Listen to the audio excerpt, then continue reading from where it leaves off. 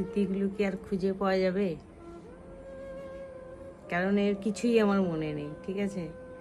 Facebook থেকে, Insta থেকে password কিচ্ছু মনে নেই আমার। তাহলে আমি যদি ফোন কিনি তাহলে আবার নতুন করে আমাকে সব খুলতে হবে। দেখো, এই বন্ধুরা, তোমরা সবাই কেমন আছো? তো ছোট্ট একটা মিনি ব্লগ দিয়ে স্টার্ট করলাম। তার আগে দেখালাম যে আমার ফোনের কি অবস্থা। কিন্তু এখনকার দিনে তো ফোন ছাড়া থাকা যাবে না, তাই চলে এলাম একটা ফোন নিতে।